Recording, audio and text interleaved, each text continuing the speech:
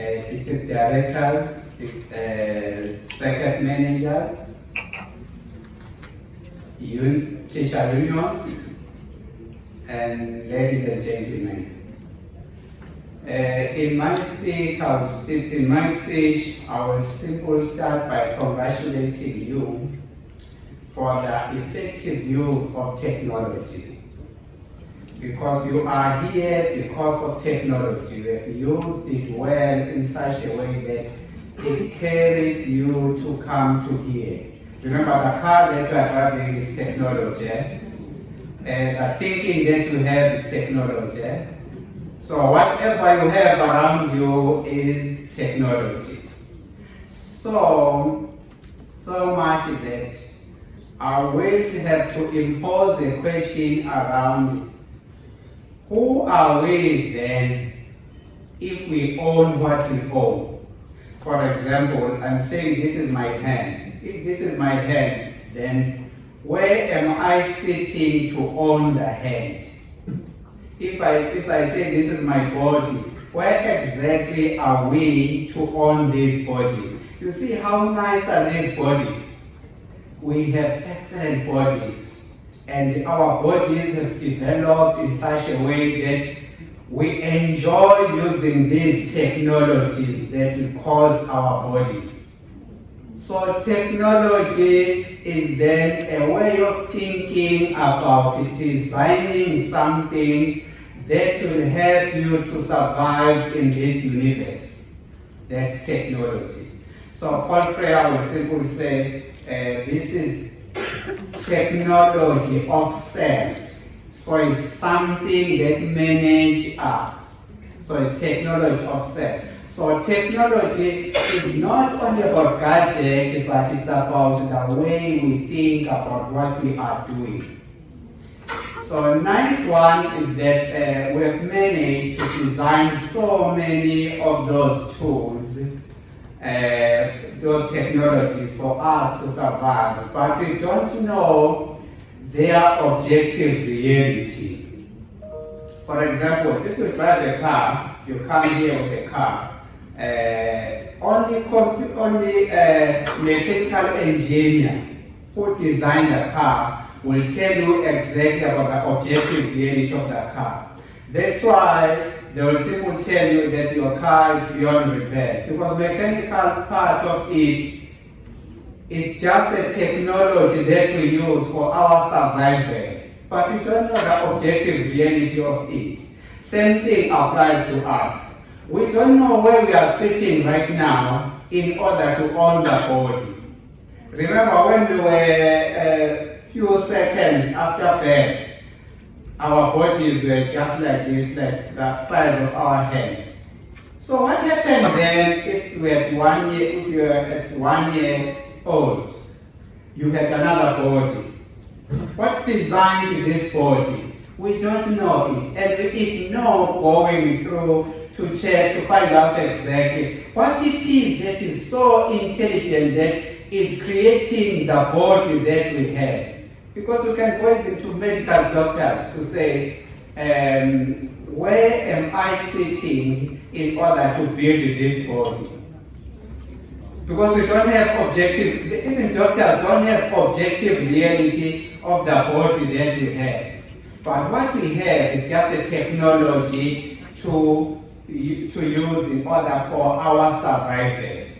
We are surviving because we use technology. But technology is not only about gadgets, but it's about the things that are helping us to do what we do. Because no one is aware of what it is that is helping us to create the body to be what it is. So scientists came to a conclusion using mathematics equations to say that we are sitting in the mind. So the mind is the one that helps us to do all these things. That's why they ended up dividing technology dividing our mind into 3 categories. To say we have category 1, which is unconscious mind. Unconscious mind, it's a system in the body that help us to breathe, to digest, to blink, to do all these activities. Can you remember even when we were born, few seconds, we could manage to move. We were moving nicely and we were breathing nicely. Who taught us to move? Nobody. It happened automatically, naturally. So the unconscious mind is working sleeplessly to create the bodies that we have. When the unconscious mind is creating this, the subconscious is storing all those actions that we are taking. For example, if I have to eat, eating process has been stored via my subconscious mind. So I can eat and eat well while I'm driving the car. I can eat while I'm talking. So because the subconscious mind is now using the technology that is stored around it, because it's our permanent memory that it will store all the actions that we have. Therefore, if I have to drive from here to Pietermaritzburg, I'll only remember that I'm going to Pietermaritzburg, but all my driving, I will be subconsciously driving the car, and I'll be driving well. But if there's accident somewhere, then the subconscious will struggle with that and ask the conscious mind to say, what's happening now? Is it really or imaginary? Then the conscious mind then is there for us to reason. Only humans have the conscious mind, because animals will only survive with the subconscious and the unconscious. But for us, we have power to reason. So all these things that we are doing nicely like this are coming from our subconscious mind. So when they come from the subconscious mind, we'll do them as if we are aware of them, yet we are not aware of them.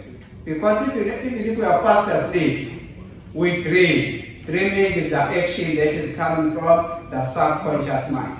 So as a result of that, then, we were trained to accept whatever tool that is coming, that we are facing, so that we can use it for survival, especially education.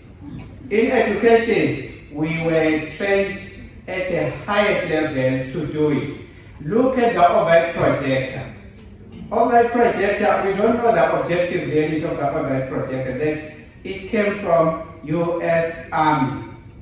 But we are using it nicely in our schools, nicely.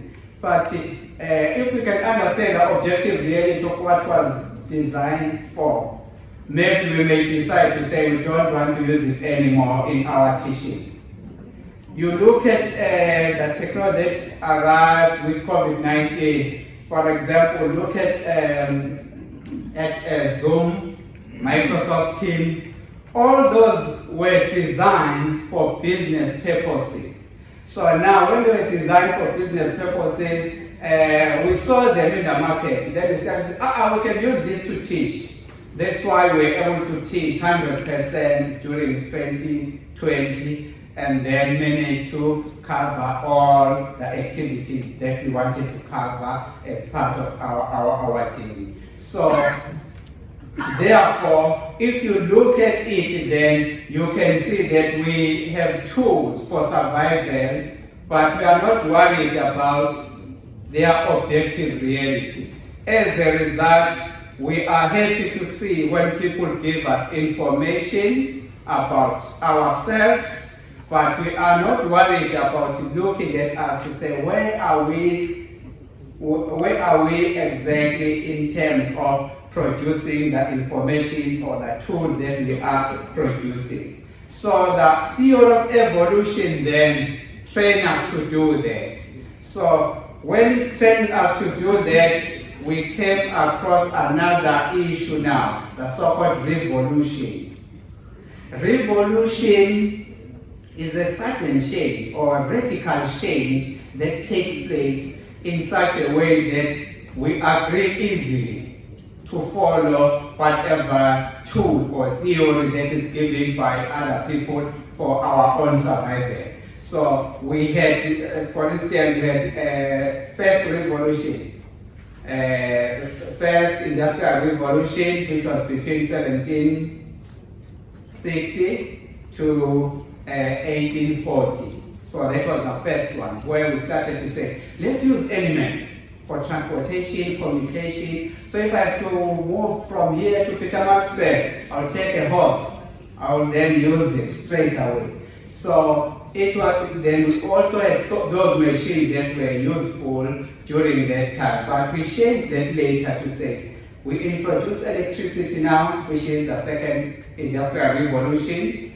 Then later, 1960s, we started to introduce what we call third industrial revolution. Third industrial revolution, it came with computers. The one that we like today, they are coming from there. So they came in during 1990s. We saw the move where we started to have what we call internet. So without internet, we cannot survive today, because that's the tool that we have. But we don't know the objective reality of the internet. But computer engineers, they are aware. But for us, we just use. It's okay. They are helping us to do what we do. As a result, they influence us not to come to the reality of those things that we are doing. We are using them. So then we also have seen that we started now to talk about robotics. Our HOT indicated that in schools, the implementation of these technologies like robots, robotic technology, Internet of Things, and all those, they came with the fourth industrial revolution. But when you look at it, 2020, COVID-19 came in. When COVID-19 came in, it changed the whole system again, where we saw education institutions advancing in such a way that they were 5 years, if not 10 years, ahead of digitalization. So then they came in like that. But now, that is no longer about fourth industrial revolution, but now it is beyond. We have the fifth industrial revolution. So when people say, let's talk about fourth industrial revolution, you must remember that we are now in the phase of moving away from the fourth industrial revolution, because revolution that was brought by COVID-19 is the one that is now dominating what we are doing. So that is the fifth industrial revolution. But when these things are happening, they are not only happening for the sake of happening, but they are shaping curriculum. That's what we are here for. So when we are here for that, it means that we can divide curriculum into two. Like Dr. Shabala indicated that there's this stream which is technical, and there's another stream that may bring more ideology. So in curriculum, we have the same thing. We have where we define curriculum as in simple terms, as a plan of action, plan for our action.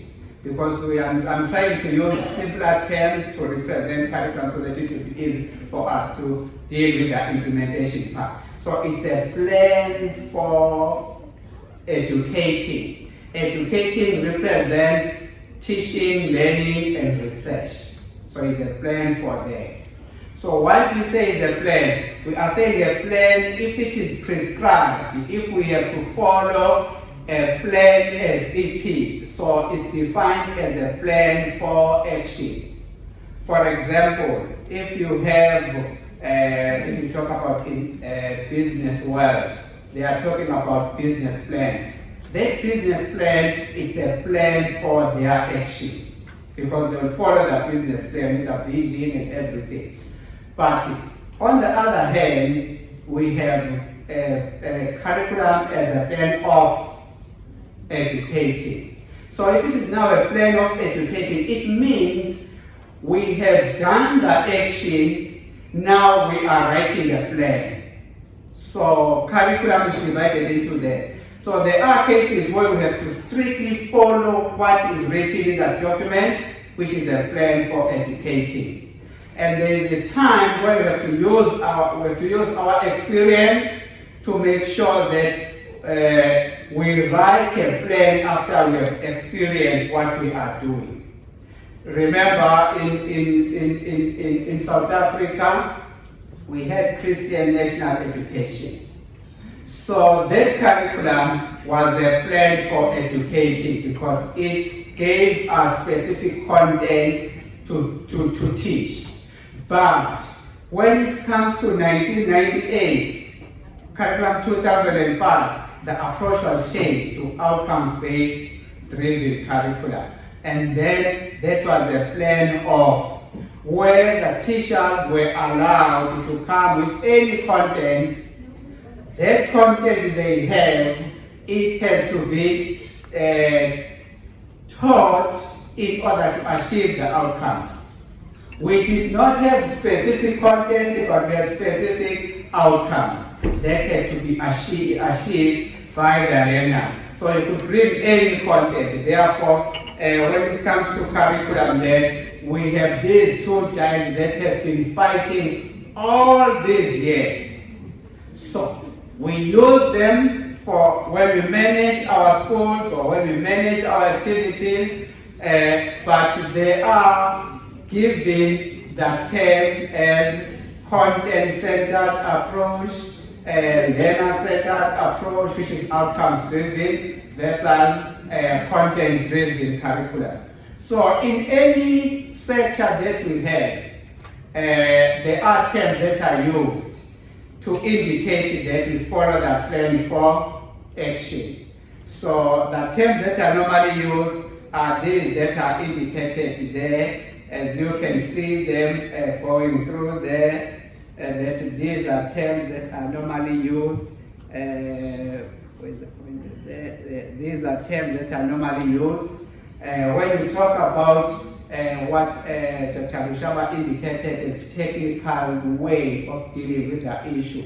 So it's when we are talking about content-centered approach in what we are doing. Others will say this is performance curriculum. Others will say this is vertical curriculum, because for this curriculum we follow the step from step one to the last step without any deviation. So that is called then, others will say traditional approach. What are we doing there? We prescribe everything, because when we teach, we ask ourselves, what is the content? What is the technology? What is the objective? What is this? We bring all those and then we work from there. But on the opposite side, then you could see there that you don't prescribe, but you describe what we have done later, because we are addressing the how question of our teaching.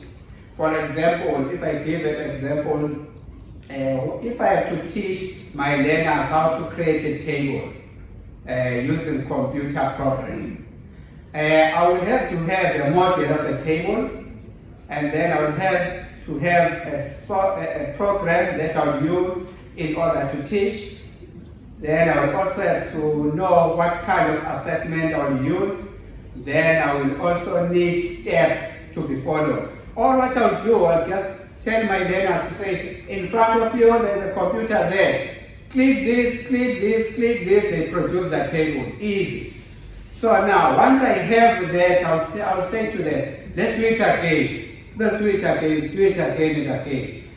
But my aim is for them to achieve 100% in what I'm teaching. Because when they repeat it, I want to make sure that all of them know the steps, and then they deal with that issue. But on the other hand, when I take the other route, I will simply say, learners, in front of you, there is a table, you have a computer in front of you, therefore create a table. At the end of this lesson, we have to produce a table. So kids whose families use Excel, they'll jump to Excel. Those whose families or community use Access, they'll go to Access. Microsoft Word, etc., etc. Then later I will have to go around to pick up one who has used Excel to show us, to demonstrate, and pick up another one who has used Microsoft Word, etc., and then we'll all demonstrate. So as a teacher, I did not give them content, but they've achieved the outcome of the lesson. Therefore, I have that approach that is also working, which was used in our case within the frame of curriculum 2005.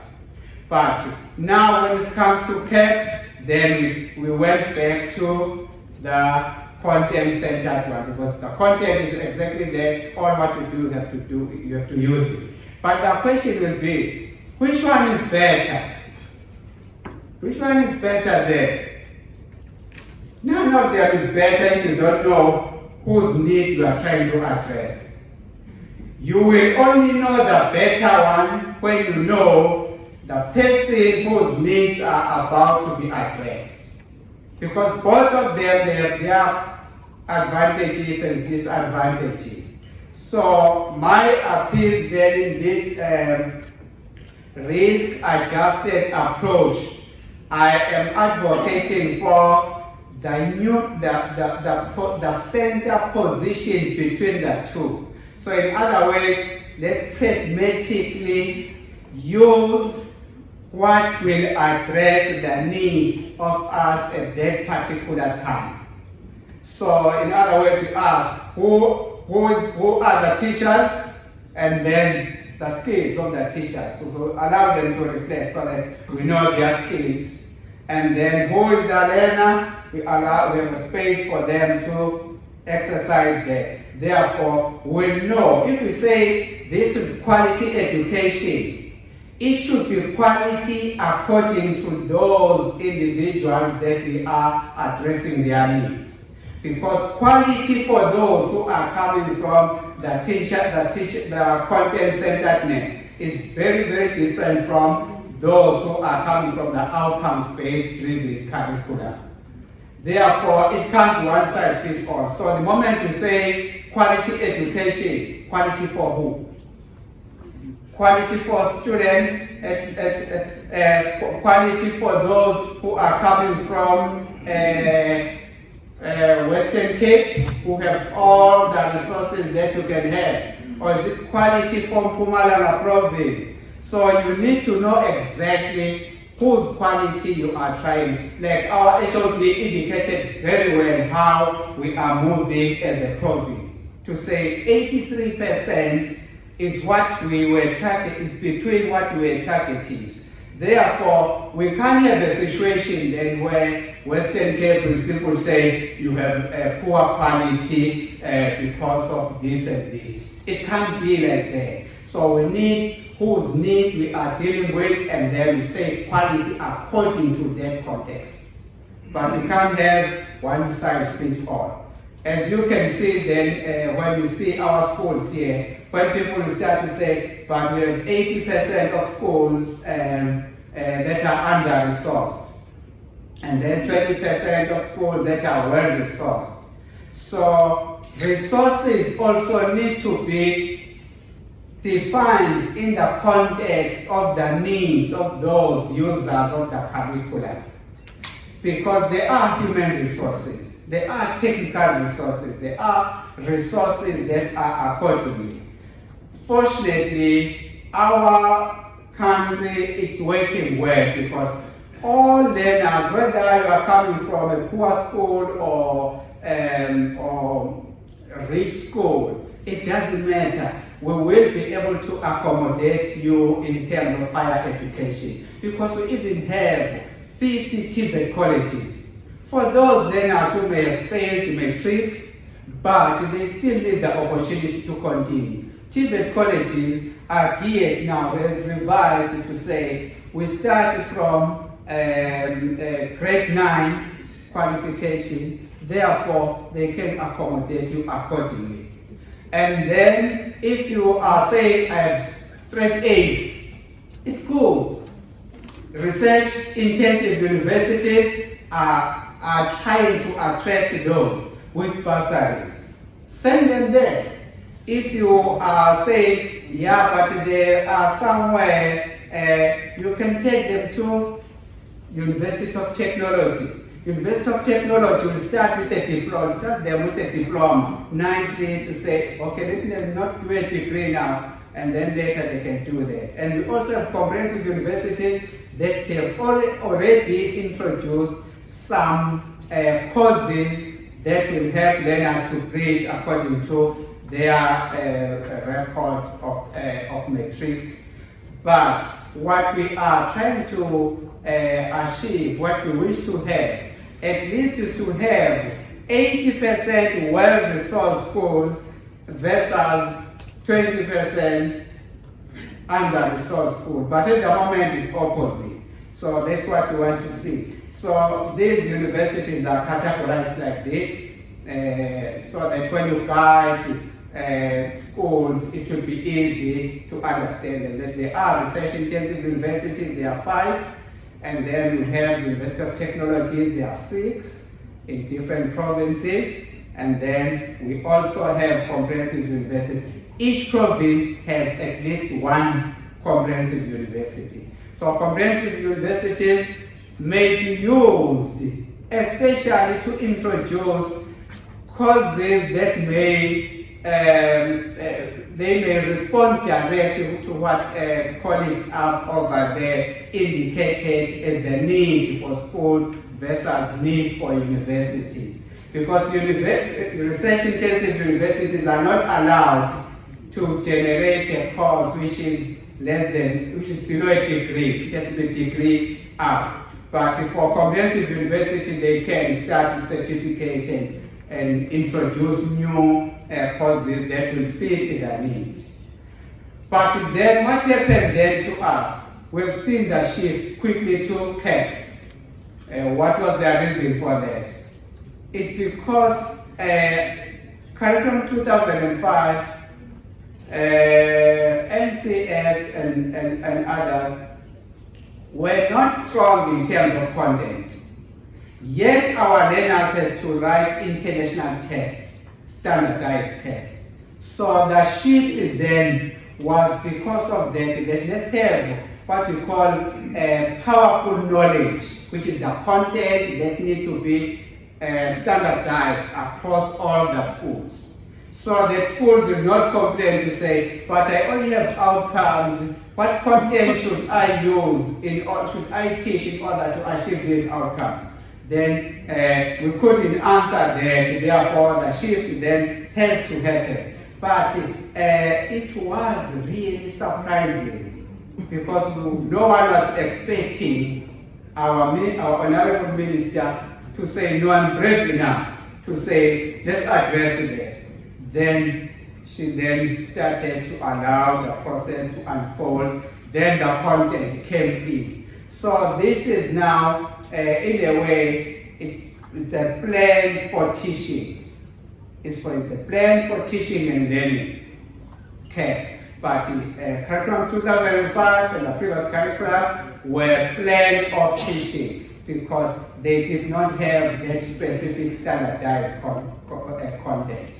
So what is important then, from my experience as a school teacher, college lecturer, university lecturer, when I do anything, these are the few things that I make sure I address before I touch what I want to touch.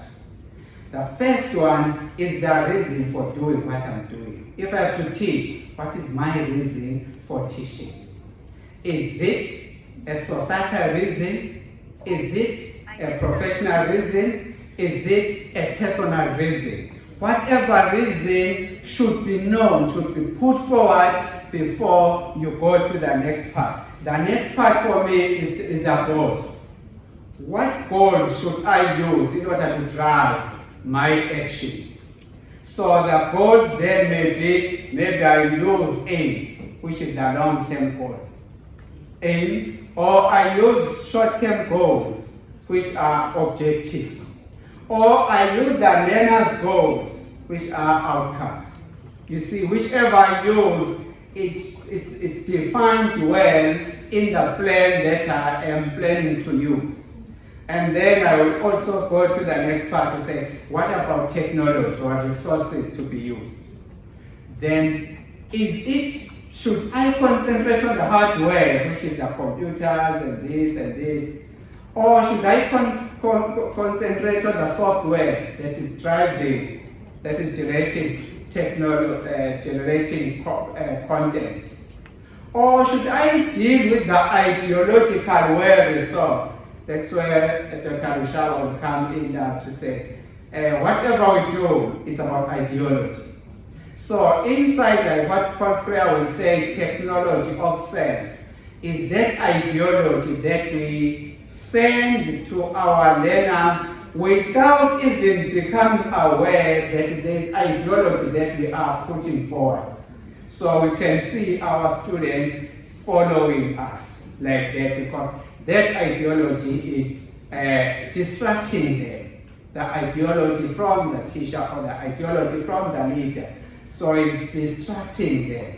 As a result, there is no way that you can teach one class or you manage just 1 second, and then you are able to achieve one class which should produce learners at matric level who will produce 100% per each of their subjects. Just one class. Why is it not happening? Because of theories, we've seen all these, so many things, but we have never come to a stage where we have one class that will have all learners getting 100%, because we don't have objective reality of that teaching. Until we have objective reality of that teaching, we'll be able to say, when we teach one class, all learners will get 100%. But at the moment, ideologies are influencing more than whatever content that we put forward there. So when we assess them, we are asking those questions to say, formative assessment, which were indicated by HOD earlier on about the content. He indicated that there is formative assessment, there is summative assessment, and there is peer assessment. So we need a range of those, but we need to define them before we start. And then we have content. The content is clear in terms of our policy right now. It's indicated there. If it is mathematics, algebra is always there, trigonometry is there, etc. And then when it comes to community or group, you are asking yourself a question: who am I teaching? Who am I managing?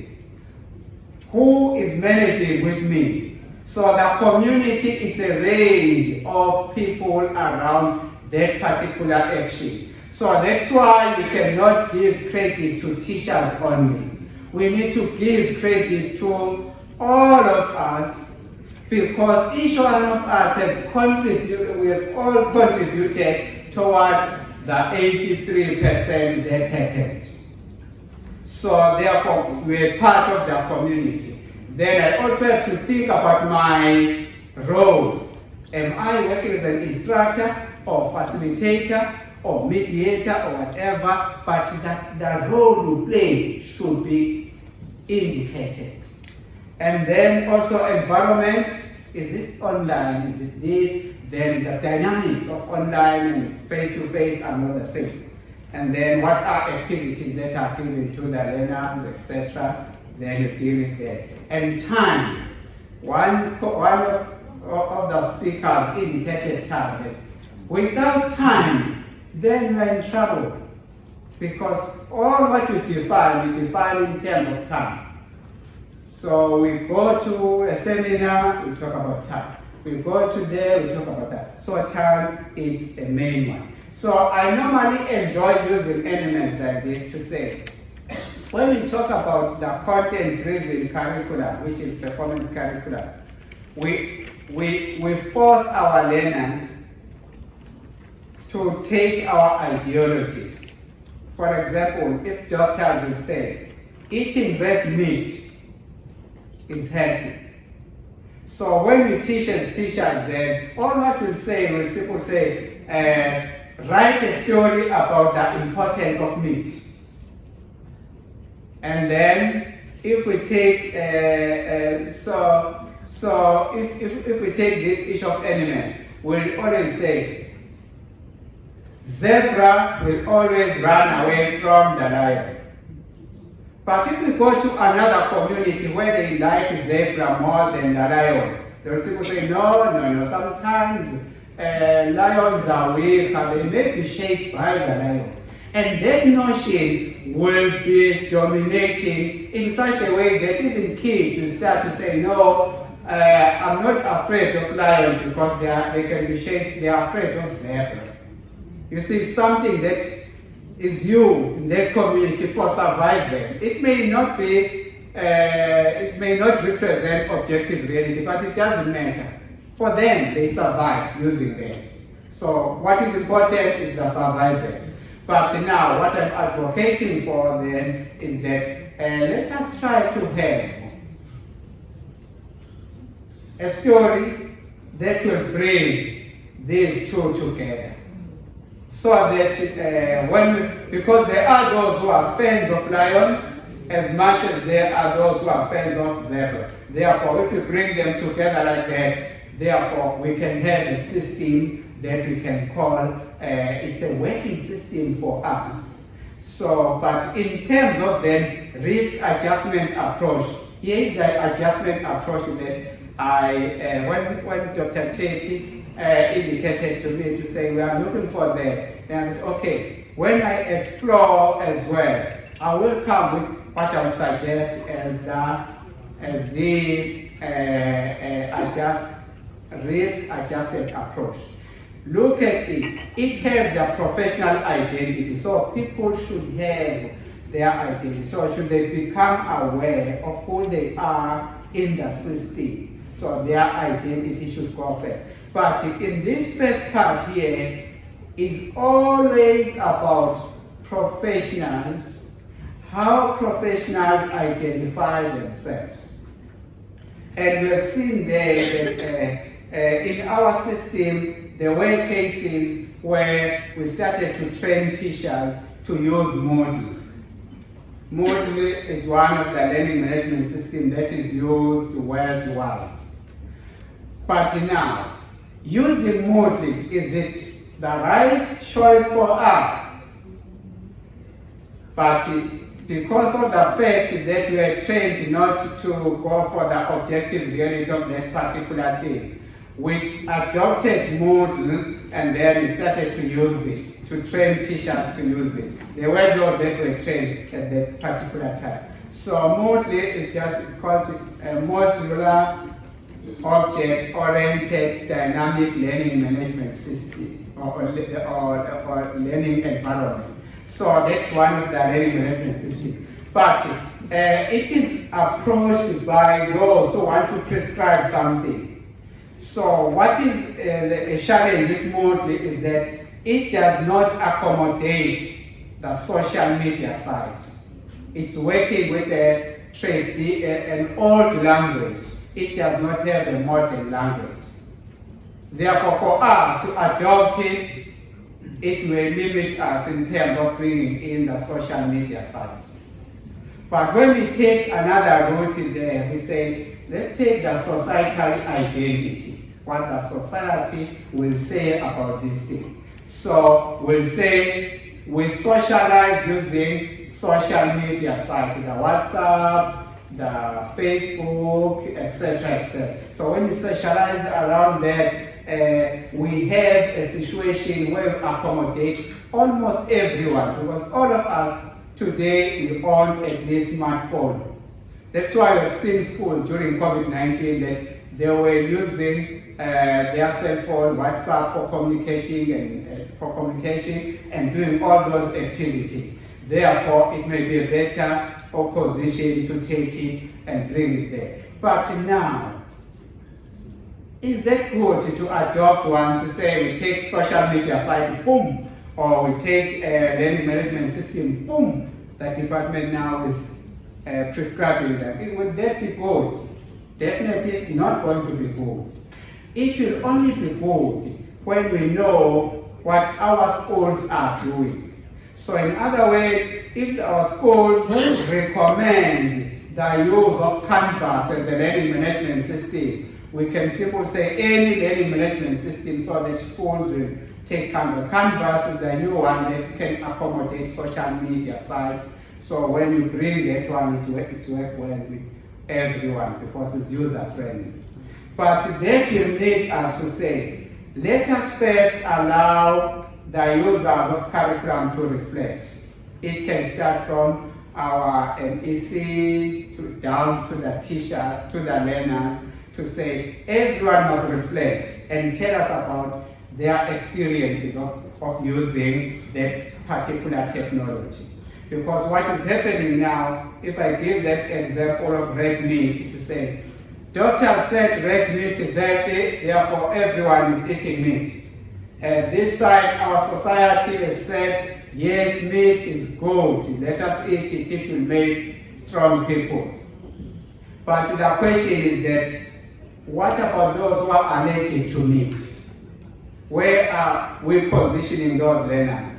So we are not positioning them anywhere, and we are denying them the opportunity to learn.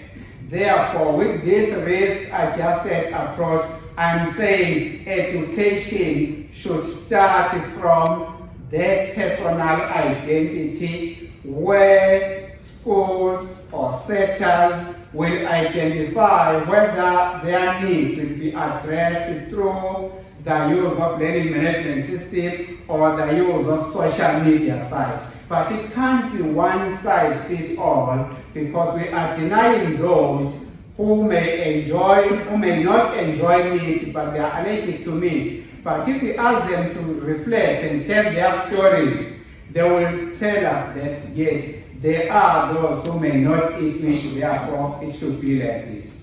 Let me just go through a short activity just to show you how we deal with this with what we see in front of us. Remember, I'm trying to hypnotize you now. Will you be hypnotized? No. Okay, let me see if you can. So what you see there?